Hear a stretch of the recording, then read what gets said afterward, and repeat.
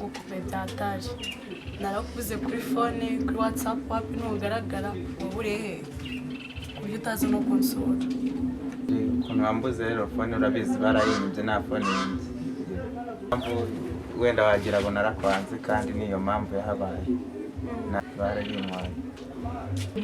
Okay, niyo mpamvu narahamagaye phone ndayibura ziwanyu baramwanga ngo agiye no mu kazi siko duherukana 2022 none twinjiye 2023 narakuze ngo twenjoyenge mwaka mushya sabyo shiri nanjye urabizi ye mu kazi nkabaza niwanyu bakambwira ko udahari kandi urabizi na telefone nari mfite wenda ngo mbe nanaguhamagara sinakwanze urabizi bishiri wanjye ndakwemera cyane. Njye nahise ko nanyanza ugabonye nanje uko gutereta de mpamvu nyene nahise noza nkacisha make sinagoye isezerano yuko nataguca inyuma kereka niba uzi wenda utabyizera ngo nagoye isezerano. ubwo amasezerano utabikora ni byiza none se ubwo abavyeyi tuzabereka gahunda yacu urukundo kubyari ndi kubitegura ndakeka ko uyu mwaka utarangira. ni byiza ubwo uyu mwaka utari buragenda bikunze cyane kandi ndagukunda cyane.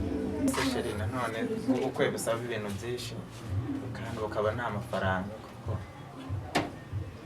tuzabigenza ariko nyine tuzakora cyane dufatanyije twembi ko ntabwo yaba ubikore wenyine babigoye. abakobwa gumbaze hari igihe tugomba kubipanga twagezamo hagati tukukaburamindutse bizagenda gute?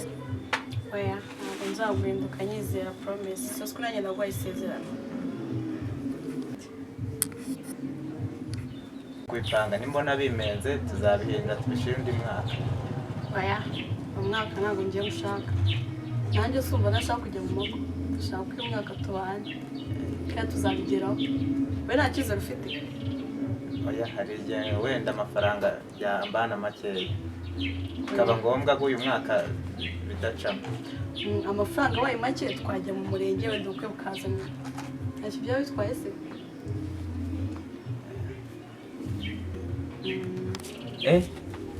Umurenge gusa oya ngiye kumanza nshaka amafaranga tubikorere rimwe. Sheri ahubwo ako kantu byaba ari byiza nabikunda na sheri aduhesheje umugisha. Ubu ngiye gushaka umwanya noneho nzagaruke tubipange neza niba hari tubifatire umwanzuro tubiganireho twese. Urakoze ngende mu mirimo mu nzu ngo tuzasubira utambwiye tubone tubiganireho. Merekeza se? Sheri mfite imirimo myinshi basi nzaguherekeza ntugaruke wananunguye rega. Ihangane ndenze n'irembo byibuze. Sawa tugende.